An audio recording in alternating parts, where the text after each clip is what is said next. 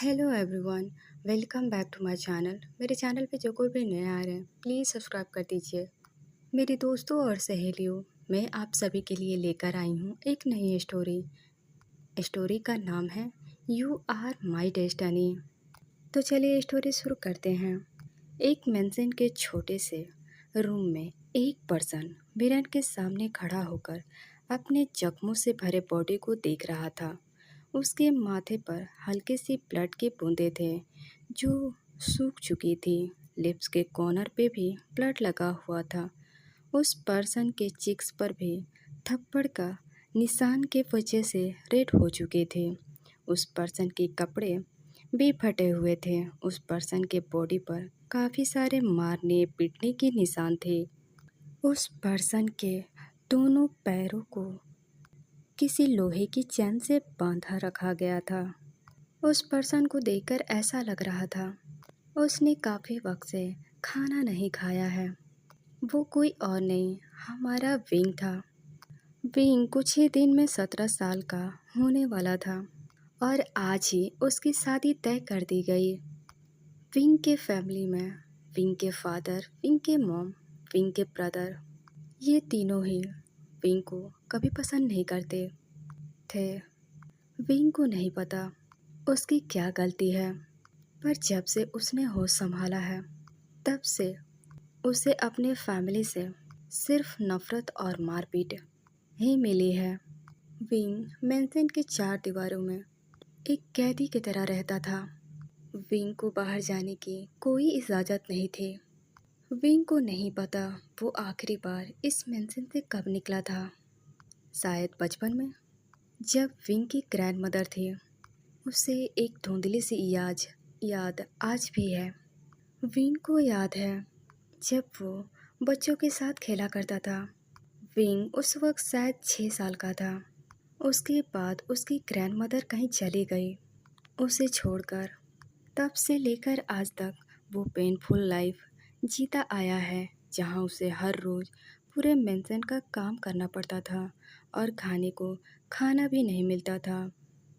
अपने जख्मों को कुछ देर देखने के बाद विंग फ्रेश होने चला जाता है।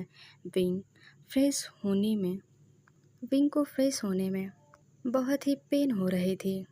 विंग को ये जख्म इसलिए मिले हैं क्योंकि विंग ने पहली बार किसी चीज़ को करने से मना कर दिया तो उसकी मम्मा ने उसके बालों को पकड़कर उसके सर को दीवार से दे मारा। उसके बाद उसके भाई ने उसे बहुत सारा थप्पड़ मारा। शायद इतने में उसका मन नहीं भरा तो उसके फादर ने उसे बेल्ट से पीटना शुरू कर दिया। विंग रोता रहा, चिल्लाता रहा, पर उसकी चीखें वहाँ कोई सुनने वाला नहीं था। वो लोग तब तक मारते पीटते जब तक विंग ने शादी के लिए हाँ ना कह दिया। 2 दिन बाद विंग की शादी होने वाली थी। विला के मशहूर माफिया के साथ विंग की शादी होने वाली थी। विंग चाह कर भी अपने लिए कुछ नहीं कर सकता। विंग को उस माफिया के बारे में कुछ नहीं पता। विंग ने उस माफिया को अपने मेंशन में कई बार आते जाते देखा। वो जब भी आता था विंग को ही घूरता था। उस माफिया को देखकर विंग अंदर तक कांप जाता। जैसे तैसे विंग फ्रेश होकर अपने रूम में आता है।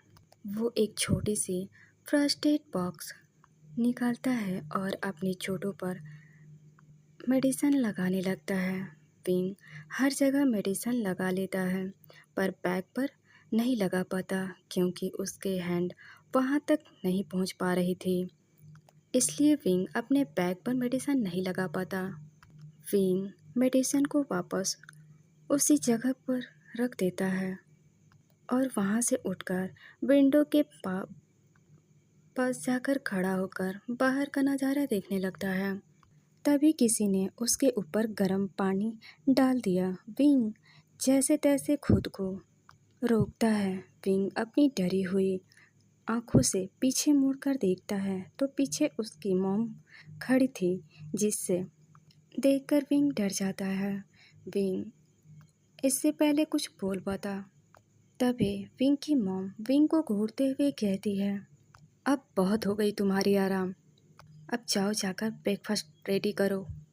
अपनी मॉम की बात सुनकर विंग डरते हुए हाँ में सिर हिला देता है और कपड़े चेंज करने के लिए चला जाता है। विंग के पास सिर्फ 3 जोड़े कपड़े थे, वो भी उसके नहीं थे। विंग उन कपड़ों को देखता है, उनमें से एक कपड़ा निकालकर वो पहन लेता है और जल्दी से किचन की तरफ चला जाता है। विंग को अपनी बॉडी में बहुत जलन महसूस हो रही थी। दर्द के वजह से विंग की आंखें नम थी, पर फिर भी कोई विंग पर रहम नहीं खाता। किसी को भी विंग पर तरस नहीं आती। विंग रोज की तरह सबके लिए ब्रेकफास्ट बनाता है। उसके बाद पूरे मेंशन की सफाई करता है। फिर कपड़े धोने के बाद वो इधर उधर देखता है, क्योंकि ये विंग का हर रोज का काम था। विंग पूरे मेंशन का सफाई करता था और खाना भी बनाता, कपड़े भी धोता।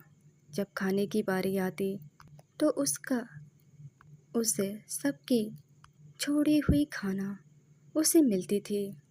सबका बचा हुआ खाना विंग खाता था।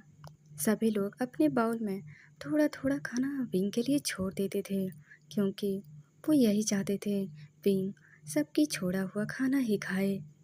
विंग को कभी भी अच्छे खाना नहीं मिलते थे। विंग को इससे कोई प्रॉब्लम नहीं थी। विंग चुपचाप खाने को खा लेता था और फिर अपने काम पर लग जाता था। विंग ने कल रात से कुछ नहीं खाया था। उसे बहुत भूख लगी थी, पर आज भी उसे खाना नहीं मिला। आज विंग की शादी है। विंग बहुत जल्द 17 साल का होने वाला था। इतने सालों बाद आज विंग को नए कपड़े मिले थे। आज विंग को पहली बार उसकी मॉम उसे रेडी कर रही थी। विंग चुपचाप से एक अच्छे बच्चे की तरह तैयार हो रहा था, क्योंकि वो आज के दिन अपने मॉम के हाथों या फिर किसी के हाथों मार नहीं खाना चाहता था। विंग रेडी होने के बाद डरा सहमा अपने रूम में बैठा था। तभी उसकी मॉम वहाँ आती है और विंग को ऊपर से नीचे तक देखती है और कहती है, सब ठीक है, अब हमारे साथ चलो। विंग की मॉम विंग को लेकर लिविंग एरिया में आती है, जहाँ पहले से ही काफ़ी लोग खड़े थे। विंग जैसे ही उस पर्सन को देखता है, विंग डर जाता है। वो पर्सन विंग को ही देख रहा था। वो देख रहा था विंग कितना ब्यूटीफुल है। वो पर्सन विंग को अपने पास बुलाता है, पर विंग उसके पास नहीं जाता। विंग उस पर्सन को देख रहा था। वो देख रहा था वो पर्सन कैसे उसे घूर रहा है। वो पर्सन अपने फेस पर एक गंदे स्माइल लेकर विंग को ऊपर से नीचे तक देख रहा था। उस पर्सन को ऐसे देखने से विंग डर से कांप रहा था। विंग को हिम्मत नहीं हो रही थी कि वो उस पर्सन के पास जाए। वो वहीं खड़ा था। तभी विंग के ब्रदर विंग के पास आता है और कहता है, विंग तुम उसके पास जाओ। तुम वहाँ क्या कर रहे हो? तुम्हें नहीं लगता अपने होने वाले हस्बैंड के पास जाना चाहिए? अपनी ब्रदर की बात सुनकर विंग अपने नम आँखों से अपने ब्रदर को देख रहा था और विंग अपने मन में सोचता है, क्या क्या ये सब मेरी फैमिली है? क्या ये लोग मुझसे इतनी नफरत करते हैं कि उसे ऐसे ही किसी के हवाले कर दिया? ये सोचकर विंग के आंखों से आंसू निकल रहे थे। तभी विंग की नज़र उस पर्सन के हाथों पर जाती है। उस पर्सन के हाथों में एक बड़ी सी बैग थी, जो उसके मॉम डैड को देते हुए कहता है, आज से ये मेरा हुआ। तुम लोगों को जितना पैसा चाहिए था मैंने तुम दोनों को दे दिया है। मैं इस ब्यूटी के बदले तुम सबको मुंह मांगी कीमत दे रहा हूँ और मैं इसे अपने साथ लेकर जा रहा हूँ। विंग ये सब अपनी कानों से सुन रहा था। उसे तो यकीन ही नहीं हो रहा था। क्या उसकी फैमिली ने उसे बेच दिया, वो भी एक माफिया के हाथों? विंग अपनी फैमिली के ये रूप देखकर बस रोए जा रहा था। उसके आंखों से लगातार आंसू बह रहे थे। अब वो पर्सन सीधा विंग के पास जाता है और विंग के हाथों को पकड़ लेता है और खींचकर उसे बाहर ले जाने लगता है। विंग अपनी नम आँखों से अपने फैमिली को देख रहा था, पर उसकी फैमिली का विंग पर कोई ध्यान नहीं था। वो बस पैसों को ही देख रहे थे और खुश हो रहे थे। वो ऐसे खुश हो रहे थे जैसे उन्हें विंग से कोई फर्क नहीं पड़ता। वो पर्सन विंग को वहाँ से जल्दी जल्दी लेकर आता है और कार में ज़बरदस्ती विंग को बिठा देता है और खुद भी बैठ जाता है। वो कार चलने लगती है। वो कार फुल स्पीड में चल रही थी। विंग बस रोए जा रहा था। वो इस पर्सन के साथ नहीं जाना चाहता है। वो इस कार से कूदकर भागना चाहता है, पर वो ऐसा कुछ नहीं कर सकता। वो ऐसी जगह फंस चुका है जहाँ से वो कभी नहीं निकल सकता। विंग को बहुत रोना आ रहा था। विंग रोने के अलावा कुछ नहीं कर सकता क्योंकि उसे यहाँ भागने की हिम्मत भी नहीं थी। 1 घंटे बाद वो कार एक पुराने से मैंसन के सामने आकर रुकती है। वो पर्सन विंग को लेकर बाहर निकलता है। विंग देख रहा था उस मैंसन के आसपास कितने सारे गार्ड्स खड़े थे जिनके हाथ में गन थे। वो पर्सन विंग को लेकर सीधा अपने कमरे में आता है और विंग को फर्श पर धक्का देते हुए उसे देखता है। विंग उस पर्सन के धक्का देने से फर्श पर जाकर गिर जाता है। ये देखकर वो पर्सन डेविल स्माइल करता है और विंग के पास अपने घुटनों के बल बैठते हुए विंग का फेस अपने हाथों से पकड़ लेता है और कहता है, अब तुम यहाँ से नहीं भाग सकते। अब तुम सिर्फ मेरे हो। मैंने तुम्हारे लिए तुम्हारे फैमिली को काफ़ी सारे पैसे दिए हैं, पर फिर तुम फिक्र मत करो, मैं वो सारे पैसे तुमसे वसूल लूँगा। अब तुम यहाँ से कहीं नहीं जाओगे। तुम यहाँ तब तक रहोगे जब तक तुम मर नहीं जाते। ये बोलकर वो पर्सन विंग के फेस को छोड़ देता है। विंग के दिल में अपने लिए डर देखकर वो पर्सन ज़ोर ज़ोर से हंसने लगता है। विंग बस डरे हुए नज़रों से उस पर्सन को देख रहा था। अब वो पर्सन विंग को वहीं छोड़कर बाहर चला जाता है और वो अपने एक गार्ड से कहता है, क्या तुम सबने सारी तैयारियां कर लिया है? उस पर्सन की बात सुनकर गार्ड्स कहते हैं, जी बॉस, हमने सारी तैयारियां कर लिया है। वो पर्सन कहता है, मुझे कोई भी गड़बड़ नहीं चाहिए। हर एक चीज़ परफेक्ट होनी चाहिए। समझे तुम सब? उस पर्सन की बात सुनकर वो गार्ड्स अपना सर हाँ में हिलाता है। वो पर्सन वहाँ से चला जाता है। दूसरी तरफ हमें विंग को दिखाया जाता है। विंग उस रूम में बैठकर रो रहा था। विंग रोते हुए खुद की किस्मत को कोस रहा था। ये कैसी उसकी डेस्टिनी है? क्या वो कभी हैप्पी नहीं रह सकता? क्यों उसे ही हर तकलीफ से गुजरना पड़ता है? क्या गॉड उसे पसंद नहीं करते? विंग अपने आंखों में आंसू लिए वो खुद पर कोसे जा रहा था। तभी विंग की नज़र विंडो पर जाती है। वो विंडो मैंसन के पीछे साइड की थी। अंधेरा होने को आया था। विंग वहाँ से उठकर उस विंडो के पास जाता है और वहाँ आसपास देखता है, पर उसे कुछ नहीं दिखाई देता। अब विंग अपने आंसू को पोंछता है और ऊंचाइयों का अंदाज़ा लगाने की कोशिश करता है, लेकिन वो नहीं लगा पा रहा था। पर वो सीढ़ियों से कमरे में आया था, तो ये दूसरा फ्लोर होगा। ये सोचकर विंग बिना देर किए विंडो से नीचे कूद जाता है। वो मरना चाहता था। उस डेविल के हाथों हर रोज़ मरने से अच्छा था कि वो आज खुद को ख़त्म ही कर दे। ये सोचकर विंग उस विंडो से नीचे कूद जाता है। विंग जब फर्श पर गिरता है तो उसे एहसास होता है वो जहाँ से कूदा है वो ज़्यादा ऊंचाई पर नहीं था, क्योंकि विंग को चोट भी नहीं लगी थी। विंग अपनी जगह पर उठकर खड़ा होता है और अपने आसपास देखता है। उसके आसपास एक भी गार्ड दिखाई नहीं दे रहे थे। जब वो कुछ देर पहले आया था तो काफ़ी सारे गार्ड आसपास खड़े थे जो अब नज़र नहीं आ रहे थे। विंग को जब कोई गार्ड नज़र नहीं आता तो विंग ज़्यादा ना सोचते हुए वो वहाँ से जल्दी जल्दी भागने लगता है। विंग बस किसी तरह यहाँ से निकलना चाहता था। अब कुछ देर में विंग सड़क पर तेजी से भाग रहा था। विंग सुनसान सड़क पर बस भागे जा रहा था। उसे नहीं पता उसे जाना कहाँ है, पर वो उस डेविल के साथ नहीं रहना चाहता। अचानक से विंग भागते भागते एक कार से टकरा जाता है। कार से टकराते ही वो कार के आगे गिर जाता है। विंग की आंखों के सामने अंधेरा छाने लगता है और वो वहीं बेहोश हो जाता है।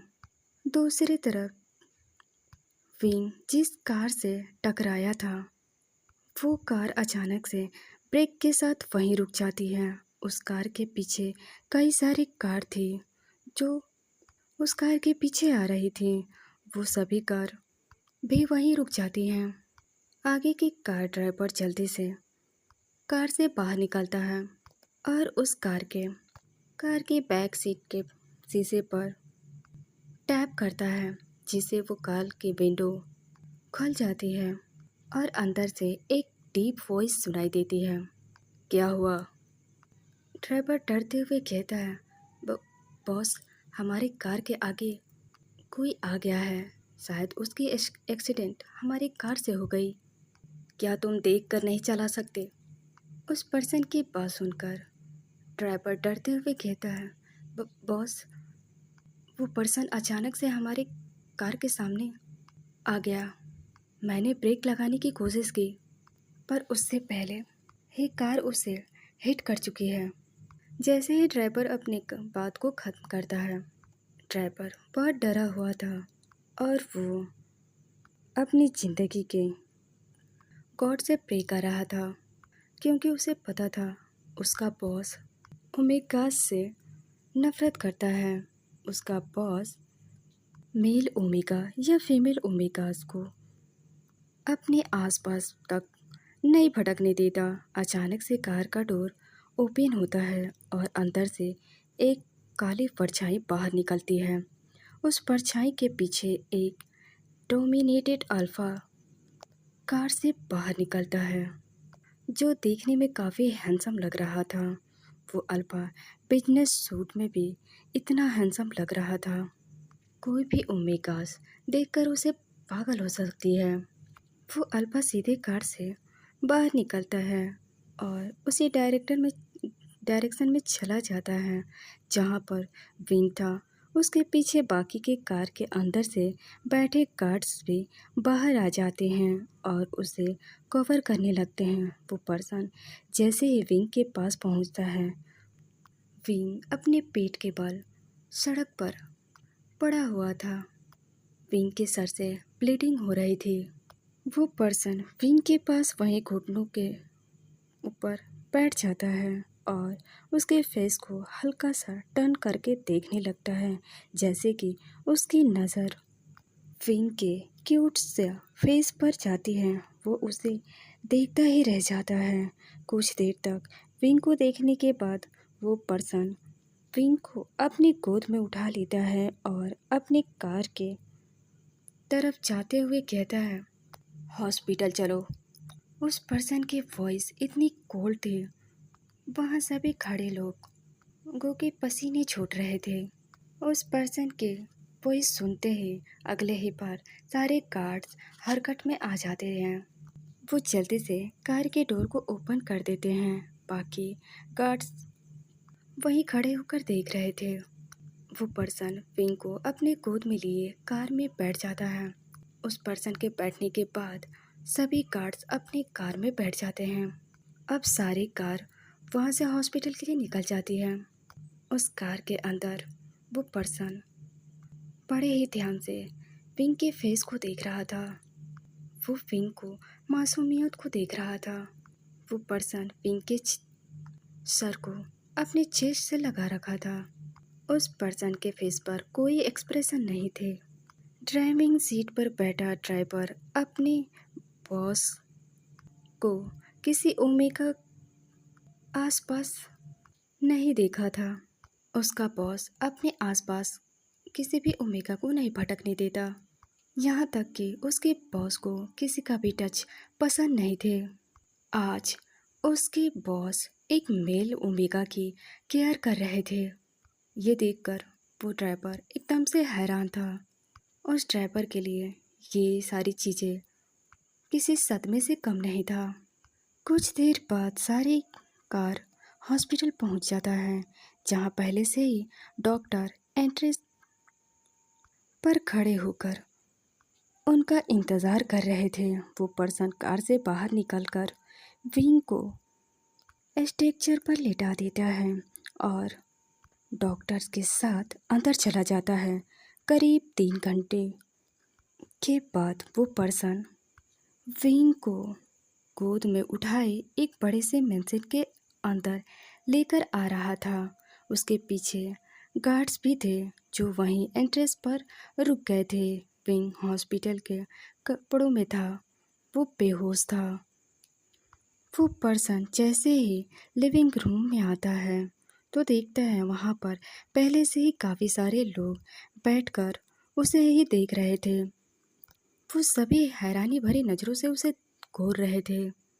ये देखकर वो पर्सन सबको इग्नोर करता है और घूरते हुए अपने रूम में चला जाता है। जब वो अपने रूम में जाता है तो विंग को बहुत ही आराम से बेड पर लेटा देता है और उसके ऊपर ब्लैंकेट से कवर कर देता है। वहाँ से वो पर्सन चला जाता है। जाते वक्त वो पर्सन रूम के डोर को लॉक कर देता है। अब वो पर्सन सीधा लिविंग एरिया में आता है तो देखता है लिविंग एरिया में जितने भी लोग थे उसे ही घूर रहे थे। वो पर्सन कोई और नहीं लैन वांगजी था, जिसकी उम्र 30 साल है। वो देखने में बहुत हैंडसम था और गुड लुकिंग भी। लैन वांगजी चाइना के नंबर 1 बिजनेसमैन था। लैन वांगजी को चाइना के नंबर 1 बिजनेसमैन कहा जाता था। बिजनेस वर्ल्ड में सभी लैन वांगजी को किंग के नाम से जाना जाता था। बिजनेस वर्ल्ड में सभी को पता था कि लैन वांगजी शार्प माइंड और कोल्ड हार्टलेस पर्सन था। आज तक किसी ने भी लैन वांगजी को किसी मेल ओमेगा या फीमेल ओमेगा के साथ नहीं देखा गया है। लैन वांगजी के आसपास सारे बॉयज़ ही रहते थे। इसी तरह हैंडसम दिखने वाले एक और पर्सन थे जो कब से लैन वांगजी को गुस्से में घूरे जा रहे थे। वो कोई और नहीं लैन सीचेन लैन वांगजी के बड़े भाई थे। लैन सीचेन लैन वांगजी से 2 साल बड़े थे। लैन वांगजी से लैन सीचेन बहुत अलग थे। लैन वांगजी जब भी मुंह खोलता वो आग ही उगलता। दूसरी तरफ लैन सीचेन सबसे अच्छे से बात करते थे। लैन सीचेन हमेशा मजाक के मूड में रहते थे। वो सभी से मजाक किया करते थे। उन्हें मजाक करने की सबसे बड़ी आदत थी। उनके सामने कोई भी हो वो हमेशा शरारतें किया करते थे। लैन सीचेन को दूसरे के मामलों में बोलने की आदत थी।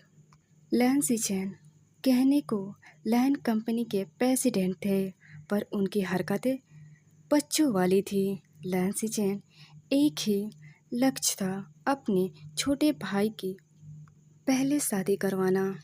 लैन वांगजी के बेस्ट फ्रेंड सुयांग, जो देखने में वांगजी की तरह हैंडसम था और सिंगल भी। सुयांग और वांगजी की उम्र एक ही थी। दूसरी तरफ सोंगलैन, जो लैन वांगजी की पर्सनल बॉडीगार्ड था। लिविंग एरिया में इस वक्त सभी लोग वांगजी को घूर रहे थे।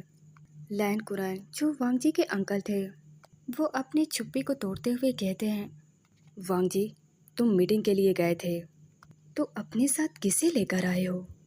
तभी बीच में लैन सीचेन बोलते हुए कहते हैं, अंकल, आपने देखा ना, वो एक ओमेगा था। क्या आप सब ने वही देखा जो मैंने देखा? तो चलिए गाइस, मैं इस स्टोरी को यहीं रोकती हूँ। आप सभी को ये स्टोरी कैसा लगा?